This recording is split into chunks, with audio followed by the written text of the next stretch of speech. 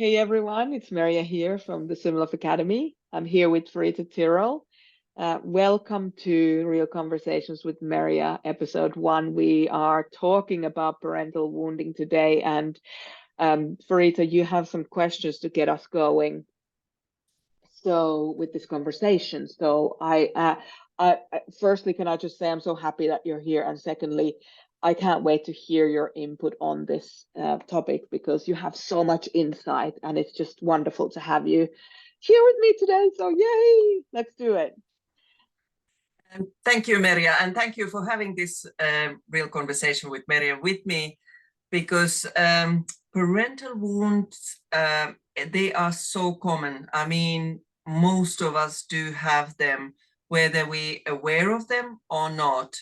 And they affect our life so much, and more people starting to be aware of how it's affecting the everyday life, and seeking help and support to get over the wounds, so that we can become the best version of us as adults as we are. And first of all, I'd like to go with you how the parental wound, how it shows in us. Like we experience so much when we grow up, and when we are small children, we don't have choices or skills, possibilities to realize what is harmful and what is not. And even if we have that feeling, this is not really contributing to my healing and growth, we don't have the skills and ability to kind of stop it or change it. As adults, however, we do have a choice. So that's a great thing. Yes. Yeah. And just to go through with you, in the first, I want to say what is harmful, what is affecting us. It can be harmful habits in our childhood families, whatever they are, alcoholism or any addictions, lack of role model, or lack of support. When we needed support, we didn't receive it. Too much responsibility too early, parents' illness, physical or mental, or death. It can be any abuse or neglect, financial worries, parents' stress.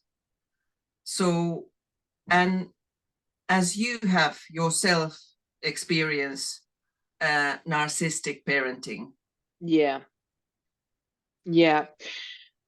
Like the concept of the whole concept really of parental wounding, it refers to any kind of emotional or psychological injuries and physiological and sometimes sexual injuries that we experience as individuals in our childhood as a result of our relationship with that parent, or it doesn't necessarily have to be a parent, but like a primary caregiver. And these wounds can have a lasting impact on our lives, on our, as you mentioned, well-being, self-esteem. A big one that I see a lot is interpersonal relationships, where, a person who's had parental wounding continues to bring the wounds that they experienced as a child. They then bring them with them to their grown-up relationships, and then superimpose those wounds and the expectation of being hurt on their partner or their friends or their colleagues or whatever the nature of the relationship is. And as you mentioned, the parental wounds can really manifest in various ways, neglect, abuse, rejection, criticism, inconsistent parenting, which is almost like that the parenting isn't really there or is not reliable. That in and of itself can feel like a parental wound. And those things can leave really deep emotional scars. They can affect us in many, many ways, but something as simple as like scanning the room when you're a grown up, if you find yourself scanning the room, it's usually a sign that you've learned to kind of read your parents' mood. And that can cause lifelong anxiety. So Mm, there's so much there that we can carry with us and almost like put those lenses, the trauma lens on, even just as adults, being out there in the world, working away, doing business, having kids, we can bring this pain with us and carry it with the rest of our lives if we don't know how to or can't let it go. absolutely. And on that note, I also want to point what you were saying, how we kind of project in our lives and other people's lives Yeah. the wounds that we have, and that's itself is such a good reason to being aware of our own wounding and the taking responsibility that we as a adult individuals, that we don't do it for other people. We Right. can it's generational, more than in just in family from one generation back, but it's also, as you said, to the wider, like the friends, work, colleagues, Colleagues. everybody is insecurities that we receive from Yeah. our immediate family that we project into other people. So it's just good to have that acknowledgement and responsibility that Yeah. we do not pass them to other people. 100%. And, things like with parental wounding, you can get into these habits of looking for lack of validation, looking for the rejection. So you can be at work and you have this idea, and maybe it's not exactly in line with your boss's, you know, vision for a particular project. So they may reject the the idea. And this has happened between you and I. This has happened many, many times. We're on the same team, and you bring me incredible ideas. And if you had a parental wounding, when I say no to those ideas because they're not just in the focus area that we need to get through in that time period, I'll say no to you, and you might take it as a rejection of you instead of rejection of your idea. And we all do this. We're all like, we all have expectations, whether it's lack of expecting to not be validated by your boss or your partner, the expectation of being rejected by your partner or your boss or co-worker, whatever, being the black sheep always. It's so easy for people to think that, oh, you always think that I'm wrong, in relationships, or you never think that I can do this thing. And those always and never statements usually come from our inner children. They're not really us as, healthy grown-ups. We don't we understand that it's not always and never. It's, sometimes and in this instance. So so it's so easy for us to bring that anger and sadness and fear because we experience those things as children, but then we're not, if we don't work through them, we keep bringing them and superimposing them onto other people who had nothing to do with, had nothing to do with our childhood. And I was just thinking about this when I was waking up this morning. I actually wrote it down on my phone. Let me just see if I can get it because it was so in line with this. I wrote a post and I'll probably share it at some point. Sometimes people pretend you're a horrible person so that they don't have to face the ugly within themselves. We're all beautiful and ugly. And the faster you can accept that, the faster you can get on to building a life that you actually want instead of pointing fingers at others or focusing on what they think about you. Projection is the oldest way people have used to hold. Projection is the oldest way people have held on to their pain and their fear of not being loved. But the paradox is that you are loved, warts and all. I can't tell you how many times I've been at the receiving end of projection around the mother wound, and this is where this is so interesting that it's all kind of coming together today. I can't tell you how many times I've had to say to clients, I'm not your mother, and the hurt you're trying to cause to me is not mine to carry. I am patient and I care for you and I challenge you to grow, but I am not your mother. I'm not the one who hurt you. I won't be blamed for that hurt. So if you want to grow beyond your past pain, you need to put down the assumption that everyone, including me, is out to hurt you like your mother did. But I know how hard it is to accept love. And I know how hard it is to stop wearing those glasses of your trauma. But my dear friend, the people in your life deserve better. And most importantly, you deserve better. You are seen. Now bring your natural inner genius forward so we can all celebrate it. And that was literally like Wonderful. Yes, it is. It is. It is. And it's lovely what you said, hard to accept love, because how we projected love and care when we were children, it relates so much, contribute to the relationship as adults, as you said, people who have nothing to do with the issues that you have insecurities with. It can be, for instance, that we seeking love from a person who is physically or emotionally unavailable. Correct. Just yeah. Because that's what we used to have. Yes. Or that we have this desire to save people.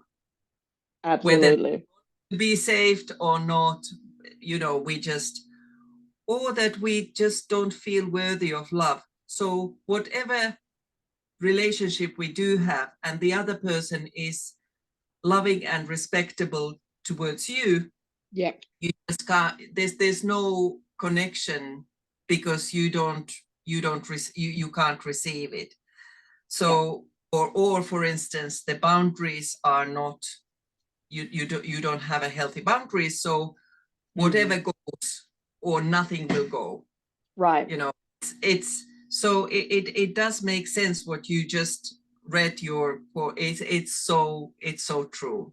And it's that whole thing about like it can be so hard to try and understand parental wounding or try to heal it because we're so protective of our parents. It's literally hardwired in our DNA to protect the people whom we perceive are supposed to protect us. So understanding and healing parental wound, it's a big it's a big project, and it includes things like being witnessed in the way that exactly how you are without you having to perform in certain ways, or learning how to self-reflect and actually find out what your needs are and verbalize those needs, and ultimately learning to reparent ourselves in a way that we wish that we had been parented as children. And then when we do those things, then we can heal those wounds that maybe have been holding us back in our lives. Maybe we always projected onto our bosses that they're out to get us and we stopped ourselves from getting promoted. Or maybe we always thought that our, significant other, you get to a point with intimacy with your significant other, and then it kind of just falls away because you go like, oh, that person's a narcissist or this person's a narcissist, when in fact it wasn't really about that. It was your incapacity to set boundaries, loving boundaries with that person from the beginning. So then it just stretched it out so far that now you have to justify taking action on all this hurt that you've been carrying around for so long. And it's not until we really learn to validate ourselves and our experience and meet our own needs and, reparent ourselves that we can forgive others and for not being perfect and ourselves for not knowing any better, you know, working through those complicated emotions of hurt and loyalty toward people who didn't actually, uh, didn't have our best interest at heart, or that's how we saw it. It's not until we do those things, until we work through those things, that we can gain that independence as the individual that we are, and like a greater sense of inner strength and self-awareness and self-compassion. you know True. Yes. Yeah. It's and it's what you were describing. It's a process, and it's not necessarily easier, but once you get over the blame and shame, and so it's more like acknowledging this what happened, this how it affected. There's no, and you can do it without actually shaming or blaming. While I'm not saying that shame and blame can be process of the healing, Sure.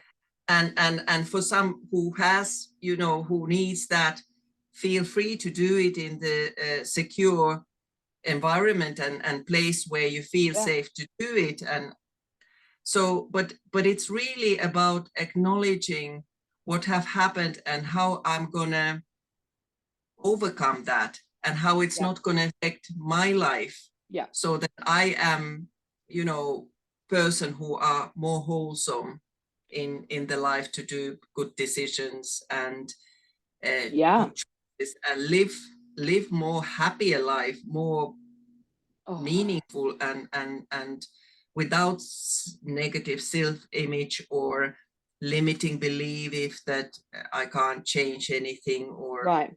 that I have this underlying mood swings or depression, or whatever, however it expresses itself, that we might not even know that, being aware of why it's there. Yeah. So it just beneficial for each of us to have that awareness and work through in supportive Yeah. environment, to go through that. And what we had in this conversation in the beginning, how we started, uh, the wounds can be anything. Like they can Yeah. be something that has happened or did not happen, and the parents tried the best, what they could, being Yep. myself as a mother, and being a daughter of mother, and Yeah. having all these mother figures in my life. I'm fully now seeing that everybody contributed so much love and care towards me, but it doesn't take away the hurtful pieces. Right. Right. It can be simultaneously, a parent is so much more than just, one or two emotions and aspects Yeah. of our life. There's so many of that. Yeah. So we can still uh, be aware of the absolute care and love, and still the shortfall of the parenting, and Right. build up the new relationship Right. forward. Yeah. And that's the thing, like, nobody sets out to do a bad job. So even if our parents did make mistakes and didn't live up to the ideal that they perhaps had in their heads about being a parent, they did what they could with the resources and knowledge that they had at the time. That's not to say that if you've been hurt by your parent, that you don't deserve to be acknowledged for the hurt. You absolutely do. And I know that more than anybody else in the world. Not anybody else in the world, like as much as anybody would know, because it's not about whose experience is more whatever.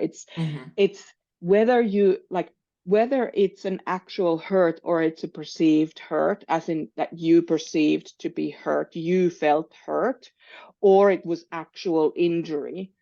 The end result is still the same. As long as you're carrying it with you, you're going to have this challenge in life. It's Mm-hmm. just going to hold you back. So whether it was a misunderstanding or whether it was true, absolute horrible abuse that you received, you're still, as long as you're still carrying it with you, you're the one who has to keep paying for it. So whether you have a small wound, one thing that happened that really bothers you about, how your parents were, or you have profound, complex post-traumatic stress from the parenting that you received, it's all important to heal, and it's all important for us to set that stuff down so that it doesn't hold us back from this wonderful gift that is life. So, and in fact, I would even say that the parental wounds, whatever form it takes, is one of the most common reasons that students come to us, why they come to us to the academy, why they start seeking for one-to-one mentoring with us. Yes. And it's so interesting to observe about like the amount of us who have parental wounding, even if we show up or grow up in a family that appears to have no wounding whatsoever, there's always a little bit of something stuck in your teeth, as they say in Finnish, hampaankolossa.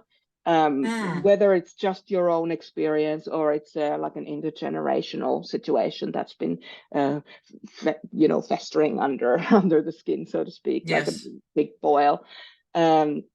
Most people have an experience of this, and I want to validate every one of those. And Merja, tell me more about in Sumiloff Academy.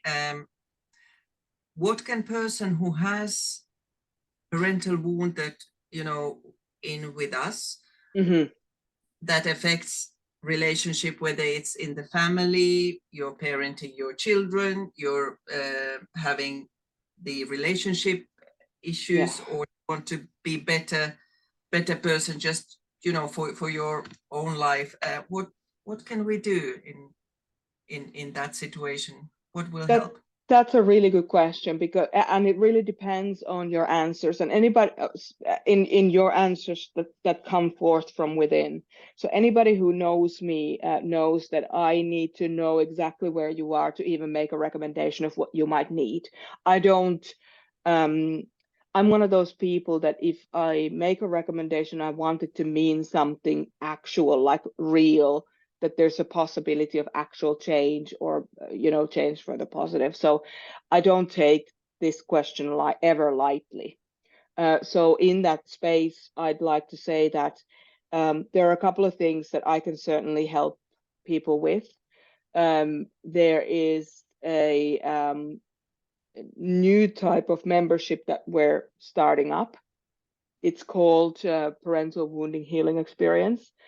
We're starting it up at the Sumiloff Academy, and that is a group of people coming together who want to, ask questions live and meet up. Not necessarily everybody meet up on a weekly basis, but to have that available, that support and answers to their questions available most weeks. And that's a package that we're starting up shortly. You can, of course, look at the Sumiloff Academy website at sumiloff.com, where you can see some options right now, but we haven't finished setting up the whole entire structure yet. And you can certainly always email us at desk@merjasumiloff.com, because that is the easiest way for you to get the individual support that you might need. Now, I do happen to have a workshop coming up this week that I'm running online, and that is around anxiety. And if you've experienced parental wounding, you have probably experienced some anxiety in your life. And the anxiety is actually, it's a Radiant Woman online event, Conquering Anxiety. And it's about unlocking your personal power and your inner strength through everyday life. So when you're out there living your everyday life, and when you start feeling anxious, you feel anxiety in your body, or you go like, oh my God, I really don't like the situation, or you start to even get anxiety attacks, that's a sign for you to really pay attention to that thing in your life in your everyday life that's happening, that's giving you anxiety. And that's an opportunity for you to like open that door and see what's behind the door. What's causing that anxiety? How can you see what's actually causing that anxiety and start working on that? So it's a very practical workshop. And as I said, it's all online. It's on June 29th, so this Thursday. And it is 8 p.m. Sydney, Australia time. It is 3:30 p.m. in New Delhi time, India time. It's 11 a.m. In UK and Ireland. And that would mean that it's 1 p.m. in Finland. It is also in 6 a.m. New York or Eastern time zone. And the price is 20 Australian dollars, which is approximately 15 US dollars and approximately 13 euros for the tickets. And you can grab the tickets from merjasumiloff.com. So merjasumiloff.com. It's right there on the front page. So that's something you can do right this minute, is to go there and book those tickets for yourself and join us on that piece of work a bit more. Start working on that anxiety and start letting your everyday show you what might be lying under layers and layers and layers of conditioning that might actually be holding the key to putting down that heavy weight that you've been carrying for most of your life.